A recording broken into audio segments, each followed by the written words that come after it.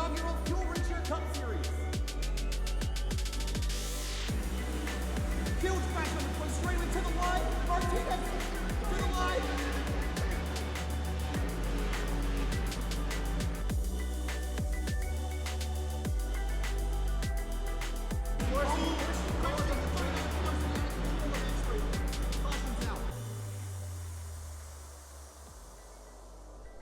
When you think of Southern Florida, you might think about Sebring International Raceway or Daytona International Raceway. You certainly won't necessarily think about the Homestead Road Course here at Homestead Miami Speedway. And tonight, we go racing with the RallyCross cars here for the 3-wide RovalCross Triple Crown. And we start it here at this fantastic little road course built inside of NASCAR's season finale racetrack. Finian, I have been excited about this racetrack all week. This is a glorious track in pretty much any car, but in all-wheel drive rally cars with 650 plus horsepower, it's even more fun. Yeah, indeed. These things are absolute monsters. Like you said, over 600 horsepower. These are some of the fastest accelerated race cars on the planet. Let's head on down to the racetrack here, Finian. Again, we're going to start this off 2 races tonight. One's really more of a qualifier race. It's going to be a 10-minute event, and then we're going to head straight in to, we're going to jump out of the session, jump into a brand new one, and it's going to be the full-length feature event. But Homestead Roval here, Finian, this is the A configuration, which includes the final chicane over there in NASCAR Turn 4. Those little tire packs there keeping you honest out of that corner, but this is a difficult racetrack. There's not a whole lot of pavement runoff in the infield, and there's just a lot of concrete walls everywhere. These all-wheel drive cars like to slide.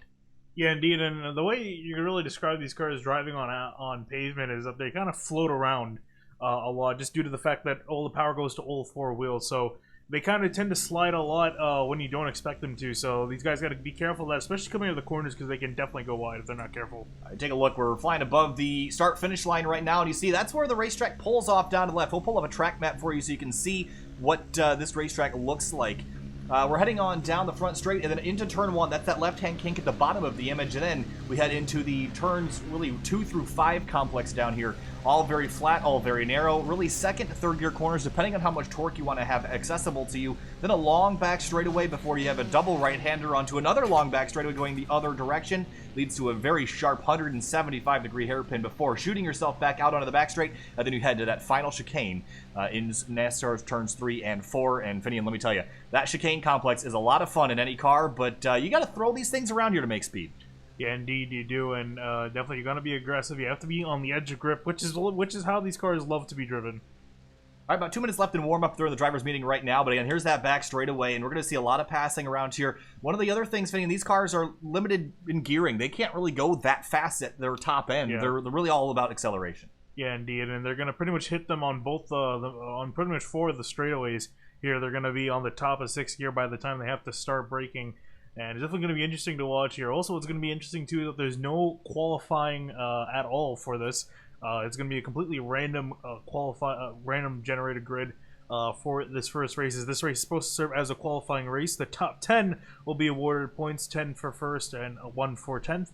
And then we go into the feature, and then that's where it's going to really go down. Conditions down here tonight, Finian, not really going to matter all that much. 84 degrees, track temp, wind 2 miles an hour out of the north, partly cloudy skies. I think rallycross cars probably care the least of any race car about the conditions out there. It's all about getting that throttle pedal to the floor, and with all-wheel drive, you have a lot of forward drive, but not a lot of side bite necessarily, and we're on tires that are really meant for dirt. So actually, while there's some cars out on the racetrack, let's quickly jump on board with one of them. How about Josh Batista in the number 17? And we'll take a look. This is over on the first couple of corners, and we'll ride on board here for a moment. Actually, let's pop up the track map so we can take a look. And he's going to instantly nearly spin out, but that all-wheel drive race car likes to get itself back in the right direction. Looks like he's trying to do a Sim Connor right here. He's just flat out drifting through these corners. They're definitely not the thing you want to do. You don't want to be drifting around here, especially because it can definitely wear out your tires. I did a practice run here. These guys can go about 8 laps on a tank of gas. Again, very short, very small gas tanks in these things. And the tires only wore out to about 92-94% wear. But if you're drifting all the way around here in 2 laps, I got them down into the 80s. So definitely don't want to be sliding sideways. Down into the hairpin here, then that long back straightaway. You're going to have to set yourself up. A little bit of handbrake action there by the 17, and we're going to slide a little bit wide on exit. We're going to see a lot of dirt get kicked up tonight. Yeah, indeed. And also, I was looking at the announcement for this race, too, is that the Evans are encouraging guys to go outside the limits and find what grip they can, because, again, these cars are designed to handle on dirt. So if they can find something, they're allowed to use it, although there really isn't that much to be found at this track in particular, as far as going wide. Maybe in one of the back straightaways, but not by too much. See, that final chicane's gonna be a lot of fun. We gotta watch out for that tire pack. That'll get you. That'll flip that car over if you're not too careful around it. Warm-up complete here at Homestead Miami Speedway, and we're about ready to go racing for 10 minutes. A very, very short event, and we're gridding up without a pace car, which means it'll be a standing start, flying down to turn number 1, and really excited for this one. I'm glad it's a standing start. It would be kind of disappointing if it wasn't. These things love to launch off the line, and it's going to be very key here launching these cars off the line. Again, you have 600 horsepower at your disposal off the start, and these things actually have rev limiters to get as much horsepower. Launch control, basically. Yeah, pretty much launch control to get as much power down to the wheels as possible. There's your starting lineup on the left-hand side of the screen. A slightly appended ticker here this week, as we usually do with rallycross and dirt-style events. So as we get ready to go racing here, Drew Eisenman will be on the pole, David Wilson in second, Zielinski third, Jordan Teal fourth, Gruenberg fifth, and you know who else is in this field tonight? Finian Kyle Hanshaw in the number 22. He's back after being suspended from 3-wide competition after an incident at Richmond Raceway last week in the Driver Development Series. Yep, indeed, and it looks like everyone's down and gridded. Coming into the green, waiting for the lights, 20 drivers, and there is a charter at stake for these guys to get. Green flag in the air, and we're all going to be racing down to turn number 1. And here comes the scramble here. These guys got to be careful. Everyone just trying to find space. There's David Wilson in the 39. Everyone looks, whoa, we got one way off the racetrack in turn 1. That's Rusty Webb. Rusty Webb in the 88. He went for a wild slide, but he's got no damage. He'll continue side by side for second. Teal takes a spot away from Levi Zielinski. Indeed, Zielinski's still charging on him. Subaru 1, 2, and 3 at the moment. Down the back straightaway for the first time. We see a little bit of duking and diving towards the rear. Got one sideways. It's the 13 car. Yeah, Dave Hunt, or Liam Sheen in the 13. He's gone for a slide. Got another one around the 56 to Tate Lytle. Everyone just trying to find the grip and figure out what these cars can do around here. There's an orange car wide. I think that's the Johnny Thomas racing car. Johnny Thomas in the 83. Yeah, indeed, that's a big corner where these guys can definitely go wide more times than not, but into the hairpin they go heavy braking zone, and you can see guys sliding off the exit. On the back straightaway now, Eisenman is pulled away in that number 77. Now we head down to the final chicane here in NASCAR turns 3 and 4, and I'm going to send that car into a slide, and look at the 77. He's out wide. Can he get it turned in? Looks like he will. Yeah, it's one of the places where you can definitely go wide and gain some time. A few of those moments on the track. There's Matt Gruenberg in the number 54, Jegs WRX. He's sitting in position number 5 right now. Everyone got one way wide. I think it was Johnny Thomas, potentially? He ended down the coming down to pit road, so Thomas has an issue here early. And Mike Stevens in the 63, he's battling, looks like that's Tate Lytle in the 56, and they're going to trade positions here. A little bit of contact there. Actually, that's McKeeboy and Stevens. Oh, and McKeeboy's wide out in the gravel trap, and goodbye, McKeeboy. Have to try that one again. He's going to get back out on the track after losing a spot, but they see also Rusty Webb now moving up a few spots after what happened to him on lap 1. Yeah, crazy lap 1 for him. Spent most of turn 1 down and off in the gravel trap, but he's got that thing righted. Battle for 11th right now. There's Carlos Acosta and Tate Lytle, and Lytle wants to get that 11th spot away. To the inside he goes. And he might have it here if he can keep it to the inside again. Acosta going to try to work on the outside. Can't get it done. Lytle's down to that spot. Slide out wide here. We'll head down to the hairpin. Most of the field is there already. Here comes the Lytle and... Oh, big crash in the back. McKeeboy is involved. I think it's also got Hanshaw and Liam Sheen. But a collision towards the rear of the field. Let's quickly take a look at what caused this. Oh, McKeeboy was way off the track. Oh, he was rejoining. And... he went in for a drift, and the 22 Hanshaw just had nowhere to go. Had already committed to sliding through the corner. And Liam Sheen, I think he got into his own situation down here, slid right off the edge of the racetrack. And Sheen is still struggling to keep all 4 tires on, but that's the beauty of rallycross cars. Doesn't matter that much. Let's ride on board with Matt Gruenberg, who's position number 5 right now. Andy Gruenberg running in 5th at the moment has just got David Wilson and Levi Zielinski up the road ahead of him. And from the looks of it, looks like he's closing in on these guys, but it's going to be very hard to pass because it is very easy to defend your position here. These cars are so wide, and a tap from Wilson is going to send Zielinski off course. Off the rear wing, you see that's Josh Batista has followed through and taken 5th place away from Zielinski as they head down to the hairpin once again. Zielinski is trying to get up to that number 17 car, Batista, and he's all go wide. There goes Matt Gruenberg in the 54. He's going to lose a bunch of ground there. onto the back straightaway. Now look at David Wilson running wide to get some ground. Yeah, ran wide, but lost some momentum as they head off into the braking zones. Lindsey's going to be the outside. He's going to get ahead of Wilson. And Grunberg hard on the brakes. And Wilson gets turned right off the racetrack. Grunberg also spun around. Again, this is really just qualifying for the main event here, so it's not a huge deal if he gets stuck, but he's going to have to wait for a lot of drivers to go by, and David Wilson gets out just ahead of Grunberg. Yeah, looks like Grunberg got too hard on the brakes there. It's very easy to lock these tires up. And wow. There you see Corey Lindsey with a big slide. Corey Lindsey absolutely sent it. There's another driver up the road. Wow, Lindsey's going to get a cut course for that one, sliding right over the apex. Yeah, that's definitely going to be a slowdown. Oh, and going to come straight in to the pits, I think. Finishing 8 laps on fuel. Do they have to make a pit stop? No, they should be able to go to the end. You can run about 11 minutes on a tank, so that shouldn't be a factor here. All right, trying to find some other battles around the field. Everyone's kind of gotten themselves spread out. Let's ride on board here with Kyle Hanshaw for a minute. Yeah, currently the only Ford in the entire race. Everyone else driving a Volkswagen Beetle or Subaru WRX. Big jump over the curb there for a moment, and you got to slide yourself back up onto that pavement. Long straightaways here lets these cars really rev out to their max. Johnny Thomas is back out on the racetrack after his pit stop. Corey Lindsey still waiting on his pit box right now. This is really just, you got to practice patience here, waiting to get back to that throttle. It's easy to commit early. Yeah, indeed. You have to wait till pretty much the car is straight. It's very, this car loves to drive like a point-and-shoot car. When it's straight, then you really want to hit the gas so you can launch all that power forward. Dave Hunt in a Herbie car, that number 53. Fitting. Chad Brown and Rusty Webb and Volkswagen's behind him. Down into the hairpin. 4 minutes left. We're about halfway through this race, and we get to do it all over again for longer in the main event after this. And Chad Brown slips wide. Rusty Webb is going to take advantage of that and get on by for position number 13. Yeah, currently battle for 7th place. Oh, what seemed like it was 7th place. Tate Lytle, Paul Ross, and Kevin Finn in that battle for 6th. And Finn just trying to chase down Paul Ross. Last time through was about a 10th of a... Actually, no. Wow, gained a lot of 2 time seconds there. quicker. Yeah, gained a lot of time under braking there, so he's starting to close in. And Paul Ross is also closing in on Lytle. Paul Ross in that 3OG Racing team number 18 Volkswagen. And if he's not careful here, Finn's going to be able to try to make a passing opportunity out of this. Seems like Finn's gaining a lot of that time under braking.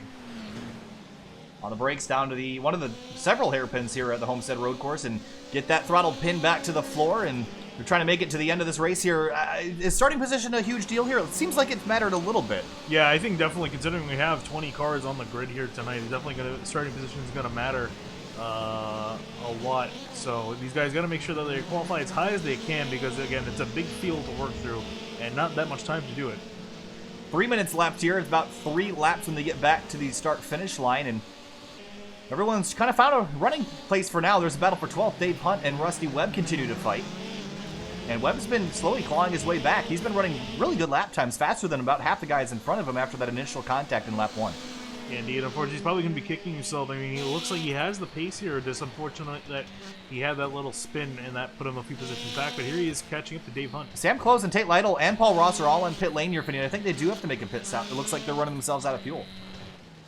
Yeah, I guess they are. I don't know. I was able to run 8 laps by myself, and I was able to go to the end. So I guess these guys might be fuel limited. I'm kind of surprised by that, but here they are down on pit road. Yeah, Corey Lindsey and Johnny Thomas have also made pit stops, so I think they're just grabbing some fuel and heading back out on the racetrack. Maybe maybe you can make it, and they just don't think they can, and they're coming on down to fuel it up. Mike Stevens and Matt Grunberg battling for 7th place right now. Remember, Matt Grunberg got caught up in an incident down in the hairpin early in the race and trying to claw back from that. And Matt Grunberg is a guy that is extremely talented at everything we've seen him do. Curious to see if that translates to the all-wheel drive stuff tonight. Yeah, and he looks like, he had a pretty good handle on the car earlier in the race, but then had that lock up down into this hairpin here. And he had very heavy... Whoa, gets in the grass and slides. Has he managed to keep it off of Mike Stevens? He does. Yeah, that was pretty similar to what he did earlier. And yeah, again, it's hard to be on the brakes and things, especially if you hit the grass, like you said, but also, again, very easy to lock up the rear wheels here, and the car just starts to slide. Oh, Jordan McKeevoy and Liam Sheen battling back here for a spot. This is for 17th. Looks like McKeevoy is going to get that position. Oh, but he runs wide, and it's going to give the spot right back to Liam Sheen. The brakes on these cars, Finney, not as good as you would expect them to be. No, indeed. It's very fine line in braking in these cars between full on the brakes and then locking up. Kevin Finn's in the pits, but I'm kind of curious where the leader is at the moment. The leader, Drew Eisenman, is down in the back straightaway section of the road course. And it will be white flag next time by, so I think some of these guys can make it and some of them can't. I've seen a lot of Beetles on pit lane. Yeah, that's kind of surprising. So, I mean, there shouldn't be a difference. Like, I did my testing in a Subaru, and I haven't seen many of them off the road, so I'm kind of curious with that. Kyle Hanshaw in a Fiesta down on pit lane. I still have not seen a Subaru down on the pit lane here, Finney, and I wonder if the Subarus can go a little bit more on fuel. Yeah, that'd be kind of surprising. Oh, no, here, nope, this is the back straightaway. Yeah. Eisenman is just absolutely dominating this race. His best lap time, a 1:22.6. That's better than everybody else on the racetrack by a big margin. Well, let's see here. A few more corners. We'll see. Does he go off into pit road? On a white flag lap? Yeah, he does. He is, so he's short. Everyone's got to make it, but I think they were trying to see. Is anyone going to even dare? And Jordan Teal. Yeah. And I should clarify also with the testing, I was a little bit close. I did have to do a tiny bit of saving. Zelensky's coming in. Yeah, I had to do a tiny bit of saving. I had about 0.1 coming to the line. Oh, so yeah, that would explain why they're coming in. You didn't explain that to me. it is close. I didn't do much shaving. I did a little bit of short shifting, but nothing too crazy. But well, I'll see if Jordan Teal can take us to the end. Well, I want to see if he can just eke out a little bit more fuel. Let's ride it on board, because I'm kind of curious about his shifting, because he might be short shifting here to ensure that he's saving some gas. We'll be quiet for a moment.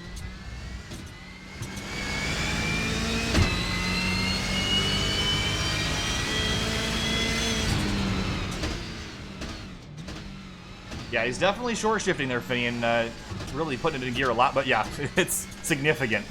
I don't know if he's going to make it back, but we're going to see. Everyone is coming out on pit lane except for really the top three, Teal, Batista, Gruenberg. Gruenberg's quite a ways back, but Batista's in striking distance if Teal runs out. Teal is really taking it slow now. You can hear a little bit too, him shifting through the gears. Wow, this is an intense moment here, Finian.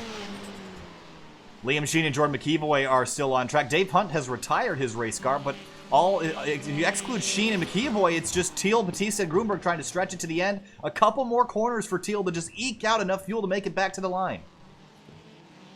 Oh, is he sputtering? Checker flag waving. Oh, he's got it up. He's going to make it. He's going to make it, but his car is sputtering across the line. Jordan Teal wins the qualifying race here at Homestead. And out of fumes, and there Josh Batista's out of trying fuel. to get some fuel in the tank. And he should have enough time before Gruenberg gets to him, and indeed, he's going to come home in second. There comes Gruenberg in third place. And actually, he came flooring it to the line. Yeah, he just made it. Levi Zielinski coming across the line, and from Drew Eisenman, who finished fourth on back, everyone's taking fuels, except for Liam Sheen and Jordan McEvoy. So we'll keep an eye on these guys as they make their way across the line. I'm really curious about this because the front three, we know they were pushing it, but Sheen and McEvoy were, they were off track a couple times, so they might have saved a little bit just by sliding around. Up and there goes Sheen out of fuel. Where is McEvoy? Coming up from behind. And he'll leave Sheen in the dust. Will he have enough to make it? He slides wide, and again, look, there's another car up the road. That's Rusty Webb in the 88. Rusty Webb in the green and blue Volkswagen off track. Oh, and there she goes. Out of fuel. Sputtering to the line, trying to make it. And yeah, he's going to make it to the line. And will make it there. Liam Sheen, however, is not going to. Well, he might actually be able to coast. He's gonna lose a lot of speed coming up into the banking here. Oh man. Oh man, 25 miles an hour back to the start-finish line. Checkered flag waving. Everyone else is really retired, and we don't have a whole lot of time after this to load into the next session. So as soon as Sheen crosses the line, we're going to bail out and get ready to join the next session to watch the feature event here tonight. We're not done racing, guys. This is just the qualifier for the full featured event. And Sheen is going to make it, but just coasting at 20 miles an hour across the start-finish line. Make it 19. Sheen finishes 18th place. Quick look at your results here tonight. for the qualifier race. Again, 20 drivers have entered this one, and all of them will get to enter the full featured event here in just a couple moments, but we're going to have to load in and bring that to you in another session. So we'll let that scroll on through. Dave Hunt retired, finished 20th place, not shown on the ticker there, but that is your results. And we'll be back in just a couple minutes with the full race. Stay with us.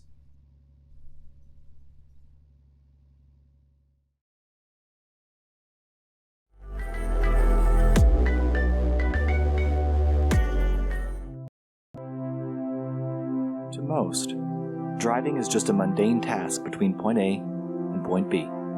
Nothing more. It's the frustration of traffic at 8 a.m. The feeling of sickness on a long ride. The car? Just a tool. It's supposed to be practical, reliable, and fast. But the speed is really the reason cars exist.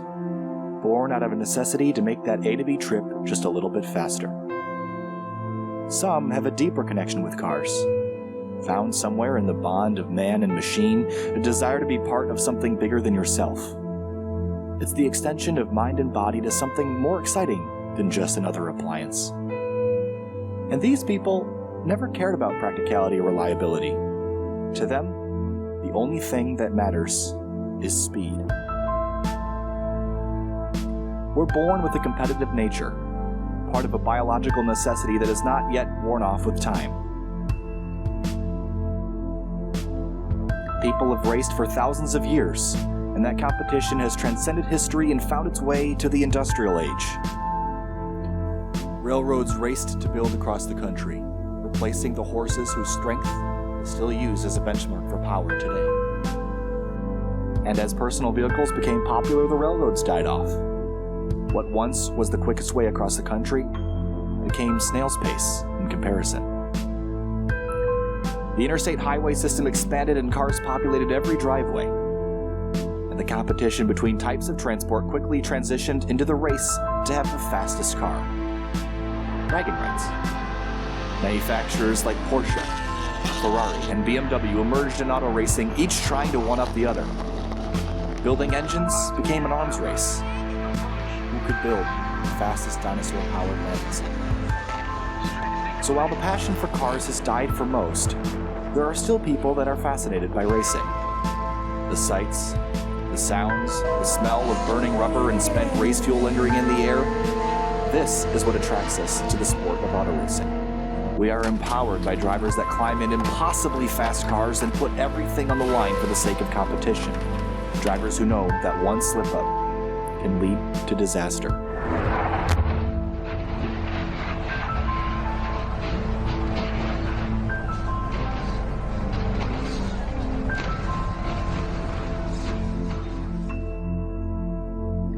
And for the longest time, wishing to be a race car driver was just a childhood dream. All we could ever be was a spectator. Opportunities? Limited and expensive. Reserved only for the who's who of the racing world.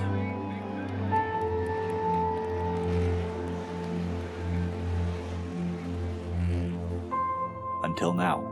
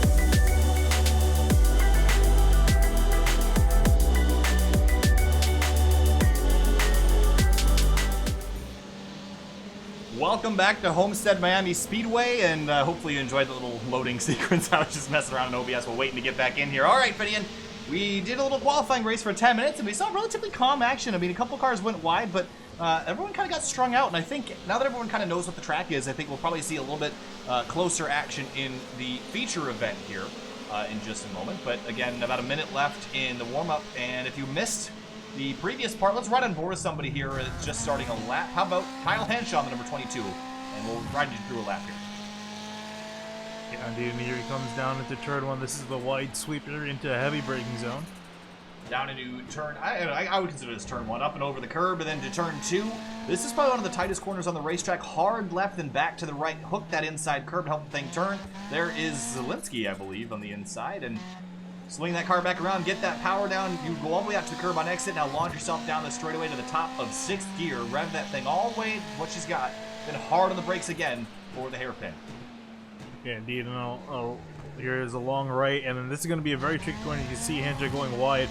This turn very tight. Guys tend to go off the track, and that's definitely going to be in the wall. Yep. Henshaw made it about halfway around before eating the dirt there in the fence on the back straightaway, and he'll reset back to the pits. We saw Rusty Webb make up a bunch of spots after his initial contact, but Finian, I think Drew Eisenman in the 33 car, or excuse me, the 77 car, is probably going to be the one to beat.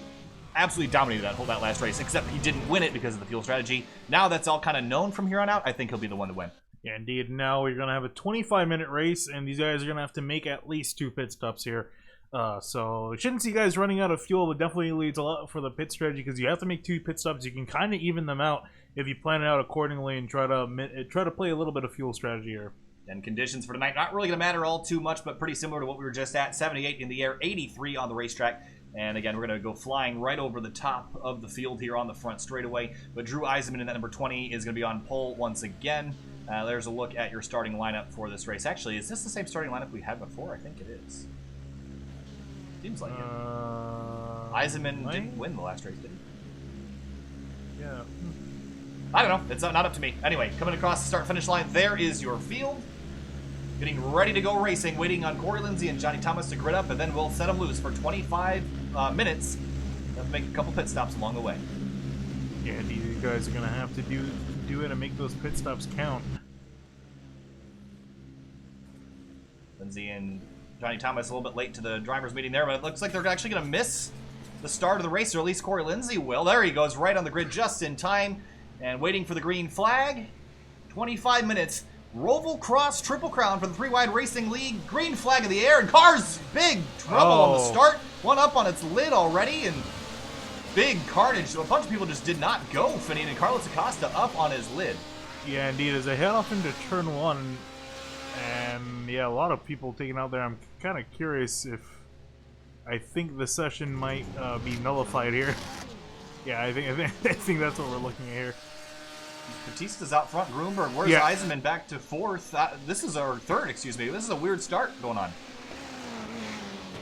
Whoa! Tate Lytle flew into the corner. He's going to be way... Yeah, I think we have a session mistake. And I think it was due to the starting order. Yeah. Well, anyway, let's go back and look at the start because it was wild. I was confused at what was going on. Yeah, I figured that's why so many people didn't go because, I mean, everyone had a fine start in race number 1. Wow. Look at Tate Lytle sweeping his way through there.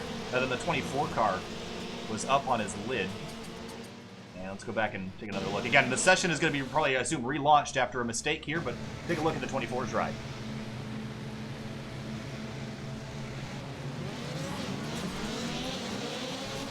Ooh, just got punted by Liam Sheen. Literally looked like a football going end over end. Let's also ride on board with the 56 of Tate Lytle. A pretty wild start here.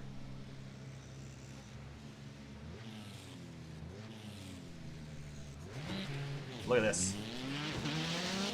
Shoot, oh, got contact there, but shoots the gap and gets on through without a whole lot of contact, but then he goes wide later in the run. So I assume we're going to get relaunched here in a couple minutes. So we're going to head back to break, and apologize for putting you guys on break so much, but obviously things are not quite set up right. So we're going to give this another try here in a couple moments.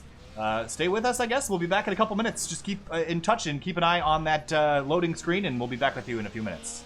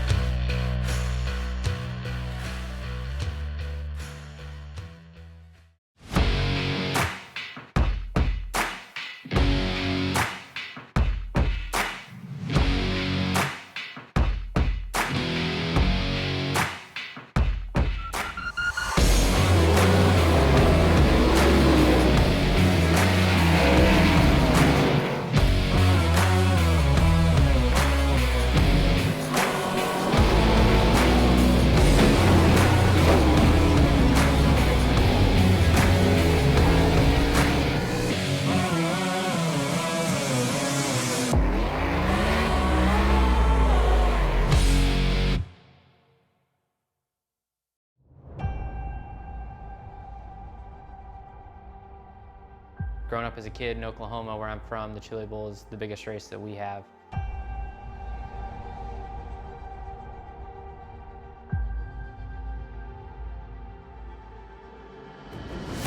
The Chili Bowl has kind of been my favorite race of the year.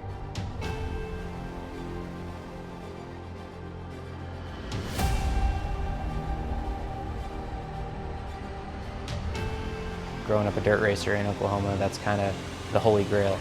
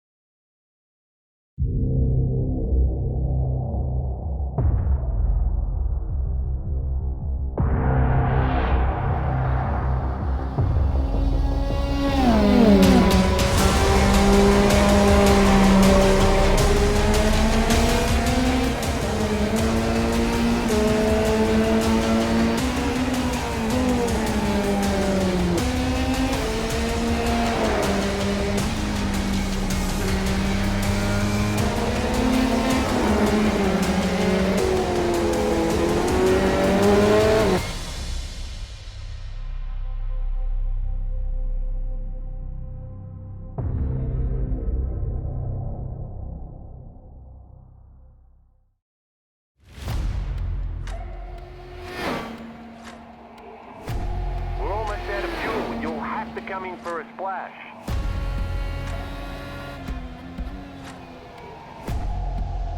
Three, two, one, now.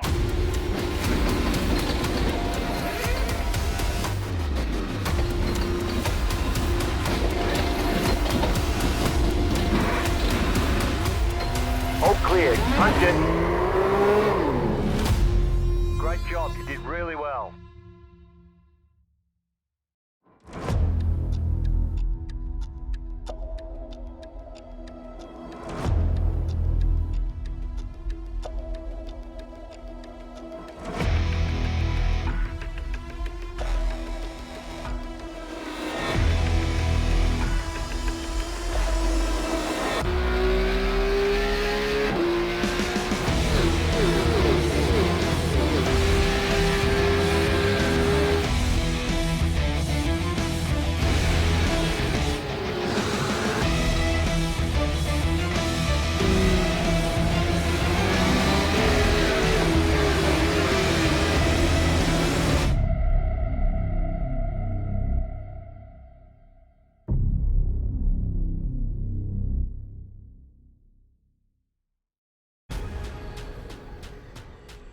The most realistic online racing sim ever made.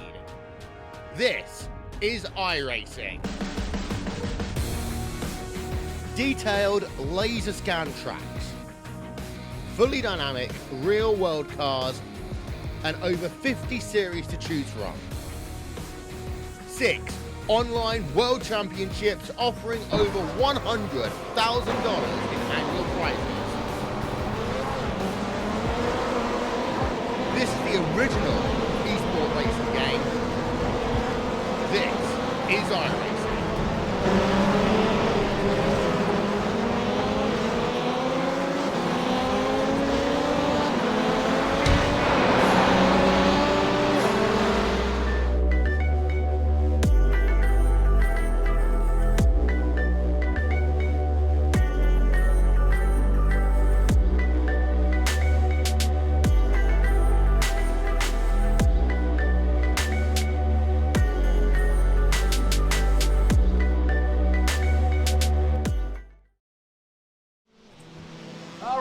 welcome back to SimTV. After a little bit of an extended break, after the previous feature race session was not quite set up properly. We were correct when we were confused about the grid not being set right. The grid was set as the way it was for the first race, which is not how it was supposed to be for the feature event. So now, hopefully, everything will be all set, and if it's wrong now, we've been instructed that this will be the session no matter what. So we're just going to race with what we got, and I think when we grid up here, we're going to see... nope, I don't think that's right either, Finian. Eisenman was on pole again. Oh, no, there it goes. Yep. It was still showing Eisenman on pole, which is not supposed to be the case. But we're going to get gridded up 25 minutes again. 2 pit stops required tonight. And we'll get them racing this time and get to watch these guys go for it. Yeah, indeed. I'm sure they're all excited to finally get underway for this race. This is going to be the big one where all the points are on the line. And we're waiting for the last 2 cars to grid up here and get ready to go. All right, again, the start last time was a little bit messy, but that was just because they knew it didn't matter, but now it's going to. So keep your stuff together. Don't damage these cars. These cars are a little bit fragile here, Finian, so you got to keep the fenders on them. You got to make sure that you use the bumper when you need to, but not too early. Again, 25 minutes, kind of a long race for these things. And also pay attention to the pit entry, because that could get you into trouble here. Pretty tight and windy way to get into pit road. Indeed, waiting on Corey Lindsay to grid up, and then we're going to get ready to go underway. And there he just makes it onto the grid. All right, 25 minutes on board for this feature event here for the first round of the 2019 3WideRacing League RovalCross. Green flag flies. We're racing at Homestead. And everyone is off and underway into turn 1. Jordan Teal leading them down as they all scatter about. Whoa, the 63, Mike Stevens just rear-ended Tate Lytle, sends a couple of them wide. The 00 Corey Lindsay had to miss that. Or 3 wide here in the middle of the pack. This is going to get wild. The 83 Thomas gets into Lindsay, and there goes the 39 of David Wilson as well. And everyone's scattering right now, trying to get themselves some space, but leader Josh Batista's pulled away a little bit here. Yeah, indeed, and he's gonna head off onto the back straightaway, leading over Grunberg, then Eisenman, and then Jordan Teal's falling back all the way to 4th. About this battle right now, it's Carlos Acosta and Kyle Henshaw dooring each other out of the hairpin down the back straight. Yeah, these things can take small hits here. You can really door each other, try to lean on people here. I would say it's a little bit early for that, but these guys are thinking otherwise. Got one looped around up front here, Finian. I think we've got him straightened out, but again, maybe a little bit of handbrake usage there. There's the 13 car of Liam Sheen. Wow, really close to hitting Rusty Webb off the corner. Battle for second now, Eisenman and Teal. Yeah, Grunberg's sliding to the corners. Teal was able to get ahead of Grunberg. Now is looking to get past Eisenman. Josh Batista holds the lead now by 1.8 seconds over Drew Eisenman, who is second. Jordan Teal third. Everyone makes their way through the chicane for the first time, and there's Hanshaw and Acosta still battling for that spot back there in ninth.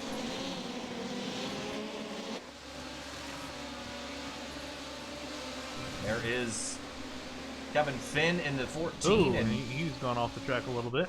Yeah, he's going to be able to keep it on the race course, but behind him there is Kyle Hanshaw again, Sam Close in the number 5.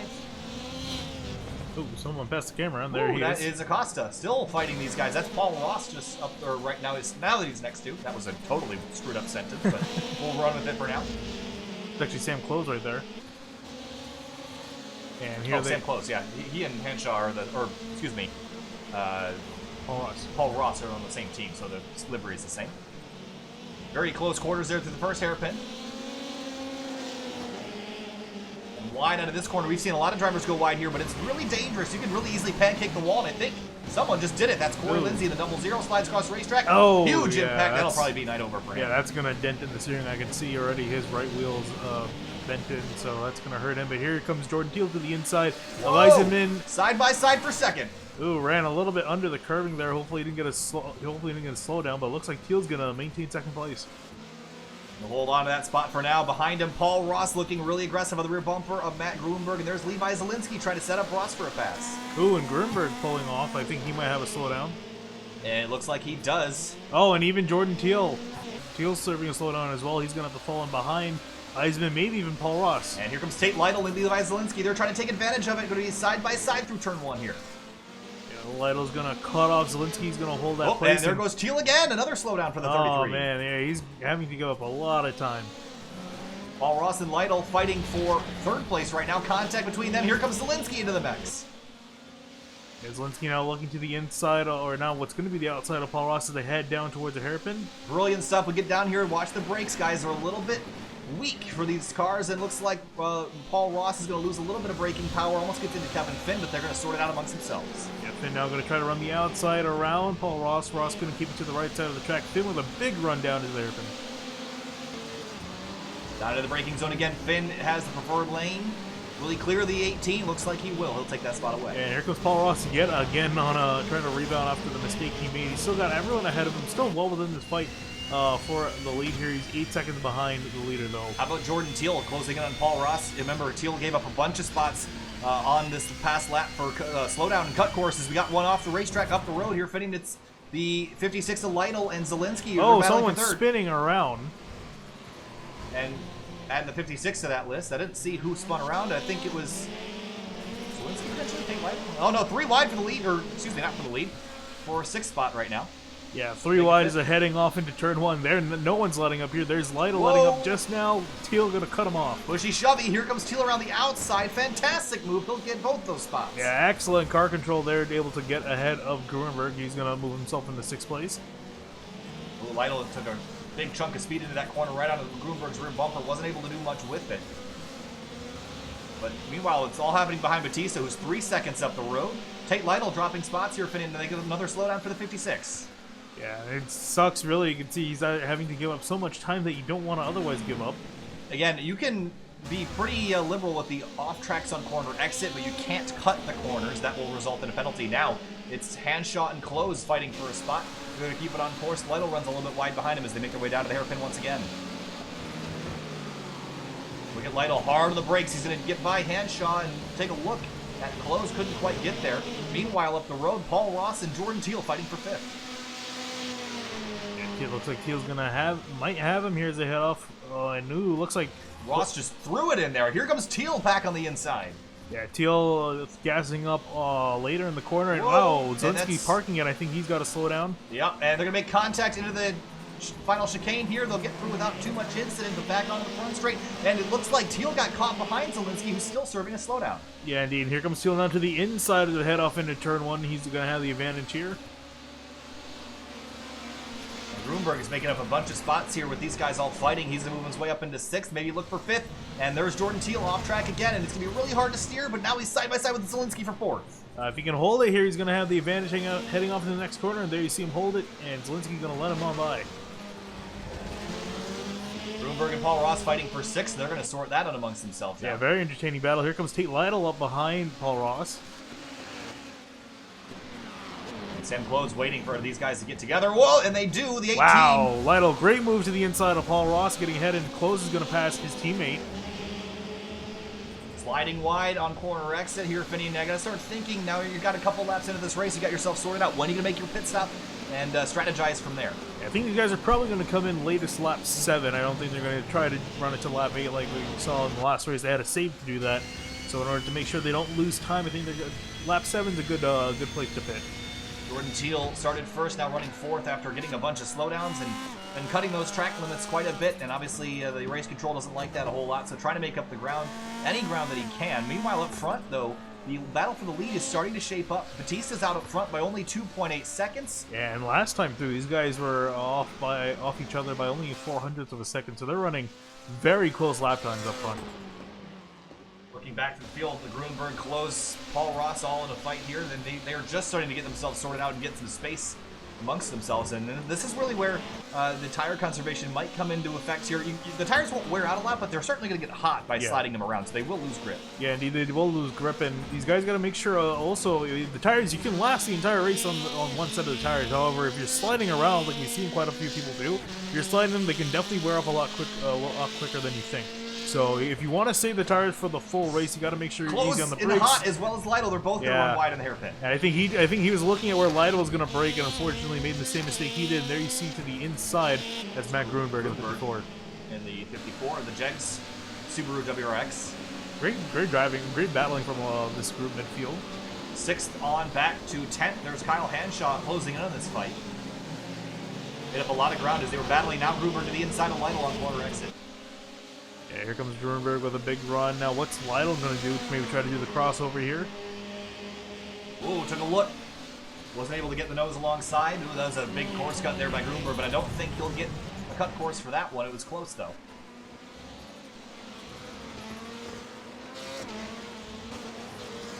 everyone kind of follow the leader now, trying to get themselves sorted out. There's a battle behind. It's Rusty Webb and Carlos Acosta trading spots. Looks like Acosta's going to get ahead of Webb. This is for 11th place. Johnny Thomas and David Wilson back here for 14th, fighting amongst themselves. About 10 minutes into this one, 16 to go. Mike Stevens in the 63, he's off wide. Let's take a look at the replay. Yeah, he's been struggling in that Subaru. Yeah, just got it locked up, locked the rear brakes, and just spun it out. No harm, no foul there, but obviously going to be fighting from behind. Grunberg and Lytle still fighting over this spot. Ooh, Grunberg going to be sideways. Yeah, he's wide, and there goes Lytle, slides right on through, and that's going to bring Sam Close to the inside of Grunberg as well. Good opportunistic driving by the 5 car. Yeah, I'm not sure if Grunberg, that looked like he used the handbrake there, so... Yeah, I don't know. I mean, the handbrake, there's always some discussion, Fitting, of whether or not it's faster to use the handbrake. It's not. From experience, it's not. The only time I can ever see it really being used is in a really, really, really tight first gear corner, which there's not really any of those around here. Yeah, I would say you pretty much only use it in use the handbrake in a rallycross car when you pretty much have to stop to make the turn and you need to pitch the car around. But yeah, other than that, otherwise it's usually faster to not use it. Rusty Webb wide. Take a look at how this happened, and locked up the rear brakes going into the hairpin. Seen a lot of that happen tonight. See the 53 a day punt was back here as well. Oh, pit stop's underway. The leader's down on pit road. We're on lap 8 here, Phineas. This is an expected pit stop time. We will have to make another stop. Yeah, and should see almost. Oh, Grunberg staying out. This is a really risky strategy. Oh. He's wide anyway. I don't know if this is going to work out if you're in the grass the whole time. Yeah, no, I don't think it's going to work out either unless he's been saving, because we saw guys, you need to go 8 laps, you need to save at least a little bit throughout the run.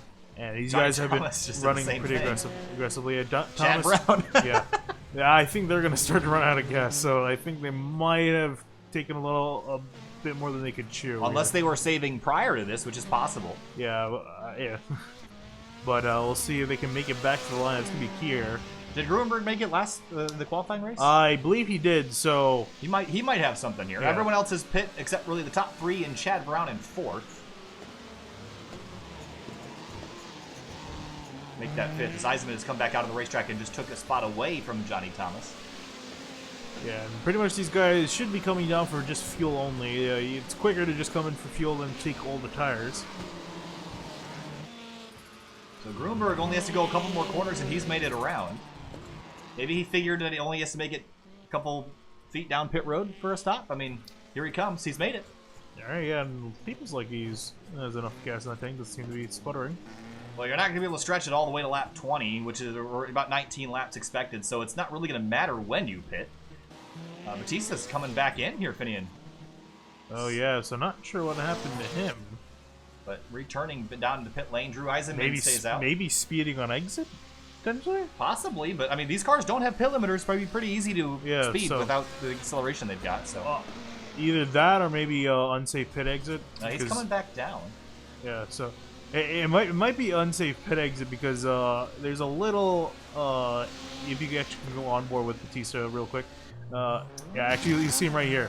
So see, yeah, you have to come through that little access lane there, and he might have gone wide, and it's a tricky system there, so he might have gotten pegged for that. Battle for 4th, Zielinski and Close fighting pretty hard here. They both made their pit stops. Yeah, indeed. So with that big mistake from Eisenman, that gives, big mistake from Batista, that gives Eisenman the lead of this race, and he's got a very solid lead. Yeah, 13 seconds right now. Kevin Finn hanging out in 2nd, Jordan Teal in 3rd. This is closing in for a battle. Yeah, I think Teal, the way it's going to work out, I don't think he's going to be able to catch Eisenman unless Eisenman makes a huge mistake here. I think he might have to settle in for 2nd, but I would say that Teal's probably one of the fastest drivers in the race. Down in the braking zone, Teal is lapping pretty quick, not quite as quick as Eisenman. Batista in 6th, we mentioned his struggles on the pit lane. He's got Tate Lytle breathing down his neck, and Lytle's also been quite quick tonight. He's been not afraid to throw it into the corners, and again, Jordan Teal closing on Kevin Finn. Made up a bunch of ground on the back straight. And here he is now through the final chicane onto the front straightaway. Ooh. Takes a big chunk of curve there. And the suspensions in these cars can handle it. Yeah, let's go back and take a quick look. Yep.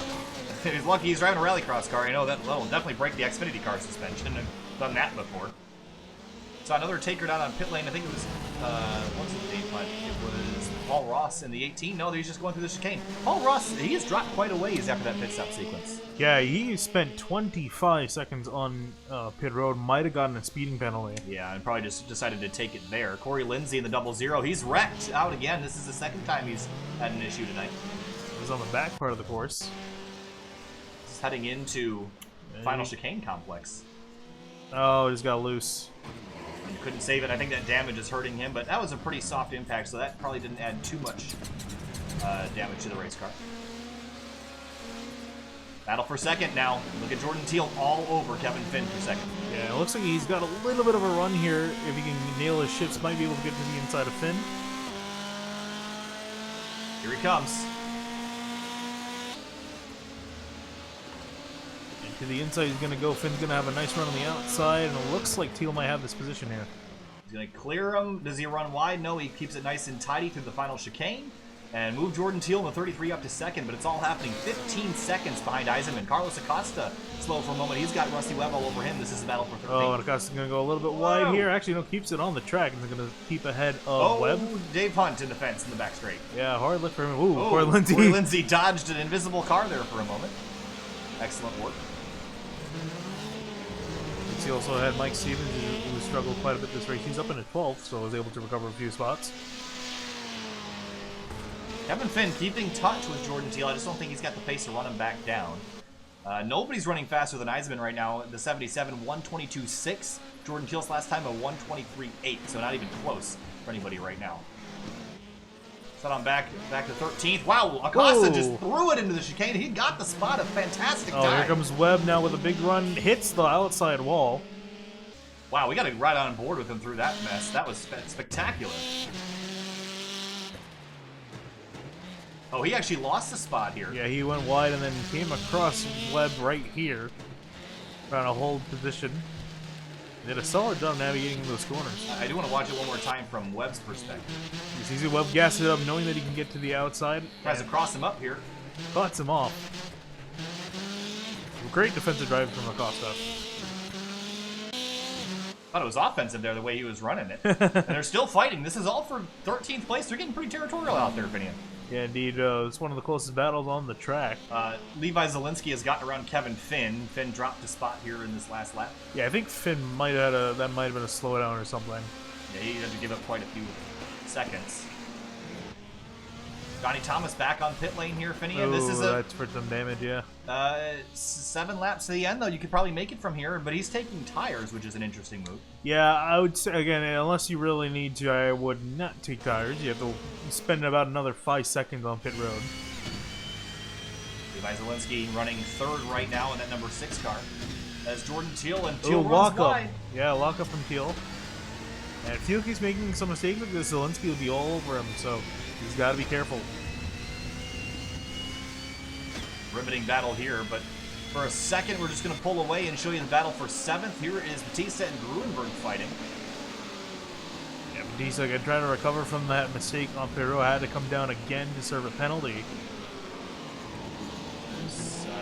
Gruenberg real slow through the hairpin. Had to get it way slowed down. That battle for 2nd, though, we're going to have a change for position here. Zielinski flying through the field. Oh, that's going to be a penalty. And slips and slides, and that's definitely going to be one if he didn't get one before. So he'll have to give up all the ground he just made. Tough break for him. He was gaining so much ground. You're going to see him pull off to the left here, try to serve with that. Kevin Finn and Tate Lytle closing in on each other for 4th. Behind Sam Close and Batista now. Batista's still trying to rack up these positions, but here you see now closing in battle for 4th here.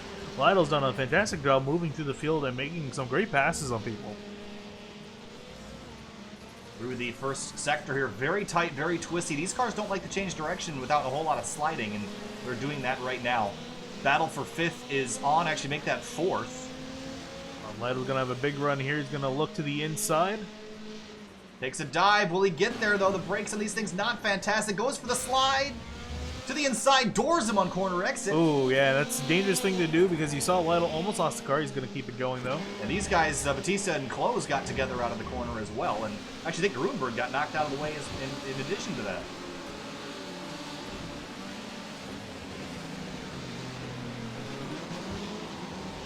No change out front. That's still Eisenman, Teal, Zielinski, your top three. Yeah, this is where the action is midfield, and here's Carlos Acosta here on pit road. One of the first guys that's gonna. This is definitely on schedule stop. Johnny Thomas's car is destroyed. I think he's pretty much done for the night back in 18th. So he'll be stuck where he is. Finn and Lytle. Whoa, we got another one in the fence. Who was that? That's Liam Sheen in the 13 car, just having a miserable night, one lap down. He's going to come back down to pit road and take his final stop of the night. We mentioned Finn and Lytle. Look at this battle. And here comes Lytle to the inside. He's going to look here. Oh, Finn's way offline. Oh, he's going to maybe try to take a wider line. Wow. How about that? That was an interesting strategy. Almost made that work. Did he use the bumper here, Finn? 5 minutes left. He might as well not leave anything out on the racetrack. Yeah, it's kind of hard to use the bumper in these kind of corners. He might be able to do it on the straightaway here if he can keep close, but lost a lot of time and exit there to Lytle. I mean, really, rallycross cars is an acceptable form of passing to lean on each other. Here comes Carlos Acosta. I think he's a lap down getting out of the way. Down, but he does have the 54 and 5 of Sam Close fighting right next to him. Corey Lindsay back on a pit lane for pit stop number 2, and he's in and out. Yeah, I expect to see most of these guys come down this time by. Battle for seconds, heated back up. Zielinski's tracked Jordan Teal back down. And here comes Eisenman on the pit lane.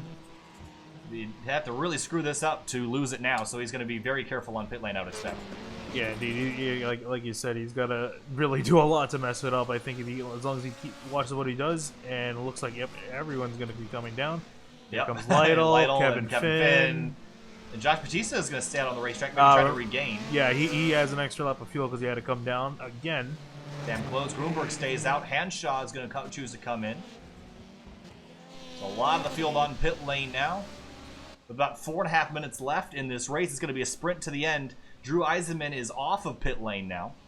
Yeah, you can see the gap visually there. Eisenman leaves his pit stall, and Teal's got to sit for at least 10 seconds to get to fuel. Oh, Zielinski driving threw through. That away right there. That's going to cost him big time here. And he was tracking down Jordan Teal, and has just done everything he could to throw it away. And Lytle, taking tires notably as well, is going to end up behind Zielinski. So Josh Batista, Lytle slides and he spins out mistake. And throws that race away as well. Man, the mistakes are really costing you. No cautions to get everything synced back up, so if you make one mistake, your night is pretty much over. Yeah, and Josh Batista now is in the lead after everything settled. We expect him to come in, but I'm kind of curious if he's going to dare try to stay out. I don't think that's possible. He did have to come in again. Might have gotten some fuel. I think he might try. I don't think it's going to work. 6 laps, 3 to go, 9. Ooh, that's unless he's been saving since the start of the run. I don't think that's because I would think he would at least try to save to try to make up some time. So we'll see what he does. Zielinski and Jordan Teal fighting for 4th now. How did Zielinski end up in front of Jordan? Jordan must have made a big mistake. Yeah, I think Jordan did make a mistake. Let's see if we can try to find what happened then. Found it. Oh, yeah. Here's a look. This is the back straightaway here in the infield. Yeah, you can see how far Zielinski is, and then they head up into this heavy braking zone. Gets too hard on the brakes and locks him up and slides right off the racetrack. And Zielinski was able to take advantage of that. Saved Zielinski's battle for 2nd overall just because he had screwed up the pit road sequence, but Teal has gotten back around Zielinski. Josh Batista on pit lane. Yep, and here he is on pit lane starting the lead. Matt Grunberg's still out there. He's been really stretching the fuel more than anyone else out here tonight. Yeah, I'm curious if he would be able to stretch it all the way. I doubt. He might be a lap short of anything. Eisenman in 2nd. He is sitting in the catbird seat to just walk away with this one. Kyle Hanshaw coming back into pit lane for a 3rd time. I'm going to assume this is for a penalty. Yeah, and tough break for him. He's going to have to lose a lot of positions, but here comes Teal now. Teal and Zielinski both fighting. That's Batista right in front of them. This is all for position here. So Batista must have taken a short stop here, Finney, and it looks like he did. Yeah. And that's a great strategy. Yeah, and remember, these two, both Zielinski and Teal, made mistakes, both on the pit lane and on the track, so they lost more time to Batista, so now Batista out in front of them.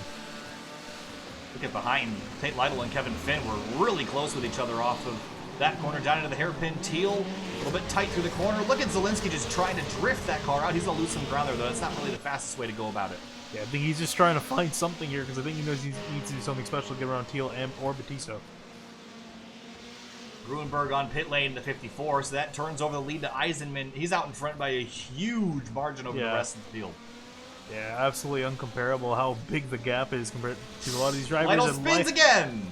Yeah, and he is really struggling, and remember, he took tires, so I'm kind of curious if maybe it's the cold tires, but they should have been heated up by now, so I have no clue what's going on in the 56 car. Yeah, it's definitely struggling here. Gruenberg dropping down the order, but Batista is in second comfortably, but now runs a little bit wide up into the gravel trap. That's going to bring Jordan Teal right back to his bumper. Yeah, and here he comes now. Teal's got a good shot at this. If he can just set up the next few corners, and here he comes, he's going to have a wider line. Zielinski's just waiting for these two to get together. Teal might have a big run here.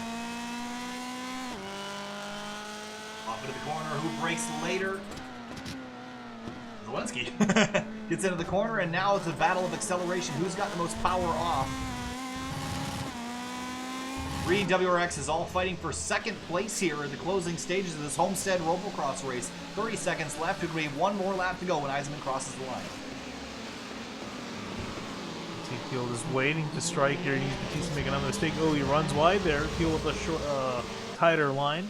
And maybe a little bit of a draft down the back straight. These cars are pretty boxy, punch a pretty big hole in the air. Just not a lot of top-end speed down into the far side of the race course, and Batista drives in hard. Teal backs it up a little bit. Curious to see which line works out better here. Oh, Zielinski slides again. I think this is him just kind of grasping at straws, trying to find some way around Teal, but they're going to come collect the white flag. Drew Eisenman way up the road by 17.5 seconds. No competition for the lead. The battle is now for second place. Batista, Teal, Zielinski, if he can get himself back into it, but for now it's just a 33 and 17. Yeah, they got a lap car ahead of them. That's the 24 of Carlos Acosta. We're Teal a little bit tight through here, and he's running out of corners to do this here, Finian. You're going to have to... We've seen how difficult it is to pass, but again, Batista's got to be perfect. Depending on where they catch Acosta, he might be able to gain some time, but we'll see here as Batista closes in on him. Hard on the brakes through the first of the two hairpins. Pretty perfect line there by the 17. 33 of Teal trying to get all that power down, and both of them very, very clean lines. Zielinski a little bit wide behind, but not much else. Oh, Acosta, he's loose ahead of them, and he's spinning. Oh, he's way out wide, going to get out of the way, up into the fence, but meanwhile the battle for second continues. Teal has a couple of corners left, one little chicane complex, checkered flag in the air for Drew Eisenman, who's about 18 seconds up the road. Eisenman will win round 1 of 3 in the 2019 3WideRacing RovalCross. Battle for second continues. Batista and Teal coming through the last chicane complex. Teal lost some ground here. Will Batista make a mistake? Nice and orderly and tidy through the final corner. Josh Batista, second place. Well played strategy. Yeah, and Jordan Teal's going to come home in third. He's going to round out the podium. Zielinski still looks like he's going to have to give him some time before he gets to the line in fourth. Kevin Finn is going to round out your top 5. Sam Close behind him is going to come home 6th. Tate Lytle will come home 7th. David Wilson, as he heads through the final corner onto the straightaway, he'll come home in 8th. Matt Gruenberg, this race did not really go how he wanted it to. It was definitely a lot quicker than where he's going to finish, so it will probably a little bit of frustration down in that camp. But the 54 comes across in 9th, and Paul Ross in the 18, also a driver that we thought might have a better night, comes across the line in 10th. That's pretty much all the drivers got in the lead lap, save for Mike Stevens and Kyle Hanshaw. Solid recovery for Stevens, was able to move quite a few spots up to 11th after spinning out in the first lap. Comes out of the final corner and will collect the checkered flag. Where's Kyle Hanshaw? Way back here in 12th. And his return to 3WideRacing action, he's going to run out of fuel. Oh, I had to give up some time. Never mind. That was for another cut course. Checkered flag flies. That is everyone on the grid that has come across the line. Here's a look at your results here. Finian, surprised? Not entirely. I mean, I honestly expected that top 3 and even that top 5 for the most part. Eisenman, Batista, Teal, and Zielinski seem to be the fastest guys in the race. I would expect that order maybe been around a little bit differently, but we saw Eisenman just pretty much dominate, made no mistakes, and that's why he finished 17 seconds up the road from everyone else. Drew Eisenman coming back down to the pit lane after a little bit of a celebration here. Surprised at Paul Ross's performance. I thought he had a better car than where he finished. Matt Gruenberg the same. You mentioned, Finian, Eisenman was just the quickest all night at 22.6. It was not the quickest lap in this session. You got to give that to Josh Batista, 22.5. Yeah, but we saw Batista, that pit road penalty really got him out. and he had to come down, serve it again, and that really made him give up the lead. All right, a couple of more drivers making their way around the lap one more time, but unofficial results, Eisenman, Batista, Teal, Zielinski, Finn, your top 5. We'll be right back with interviews. Stay with us.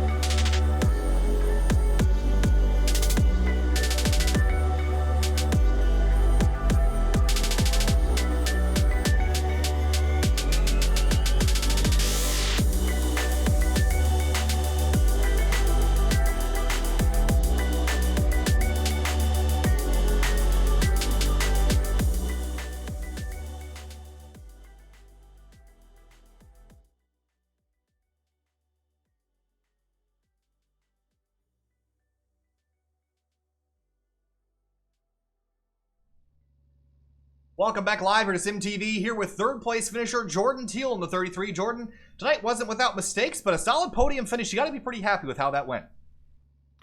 For how many mistakes I made, yeah, I'm pretty happy with it. Man, I just got off to a very rocky start, and then it just didn't go much better than that. This is kind of a crazy combo here. A lot of tight corners, and there's a lot of walls that are really close to the racing surface, especially in the infield. What's the strategy to drive in a race car like the rallycross cars around here? Is it kind of a point and shoot, or are you trying to slide around? What's the quickest way around? It's more or less a point and shoot, just because the car itself is kind of heavy and tight. And so you're trying to get into the corner without pushing out, and then get your throttle down without spinning the tires, because we did that whole race without taking tires, and by the end of it, I was really feeling it. I had a lot of lockups that didn't help, and then, by the end, you're just kind of hanging on. Jordan Teal, third place. Thanks for talking to us, Jordan. It was a good finish there for you. Yeah, thanks for doing the broadcast. Really good job. No problem. All right, it'll be Josh Batista driving the number 17 car. Second place finish for Josh. Josh, walk us through. There was a little bit of a strategy call there that got you back in the game after kind of a pit stop issue there, but ended up finishing second. Walk us through your night. Yeah, it was pretty wild.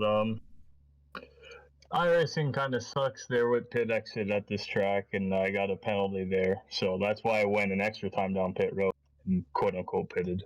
I was just serving a black, but other than that, yeah, it's just a blast to drive this car and this track. Very good combo. A fun combo for sure, but walk us through a little bit of the kind of the door-to-door battles you have. How much can you lean on a competitor before it gets a little bit out of hand? Oh yeah, you can definitely bump a guy, move a guy out of the way. It's pretty easy to save the car overall with the four-wheel drive. You can just half the time just throttle it and it just straightens itself back up. You can really lean on each other, which makes it a lot of fun. All right, Josh. Well, thanks for talking to us. Congrats on the second. Great finish for you. We'll see you next week. All righty. Thank you very much. No problem. All right, and now we'll be talking to Drew Eisenman driving the number 77. Drew, kind of a shutout tonight. Absolutely phenomenal in this feature event. Won the race by 17.5 seconds. What makes you so good around here? I don't think that I'm great at it. I just didn't make the mistakes that some of the other guys around me made. Josh had a pit lane violation. Jordan, I think he had a pretty big mistake in the first few laps, and I just tried to minimize those mistakes, and it worked out for me. Heading off to some of the next couple racetracks we're going to, are you more excited now after seeing what tonight holds, or a little bit less excited just because of the different tracks that are coming up? Oh, it was really fun. I was kind of shocked how fun these cars were to drive, because they're not meant to do this. But it's really encouraging that I think the worst road course on the schedule produced great racing and was really fun, even when you weren't around anybody, just fighting the car. So especially the Roval, I think, is going to be insane and a lot of fun. So I'm really looking forward to the next few races for the RovalCross Triple Crown. All right, well, thanks for talking to us, Drew. Congrats on the win, and we'll see you next week.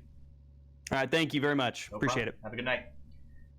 All right, Finny, that rounds out the interviews tonight. But wow, what a race we saw. A lot of pushing, shoving, sliding around. Kind of a high attrition rate in the feature event there. I think we had 12 cars in the lead lap after 19 started.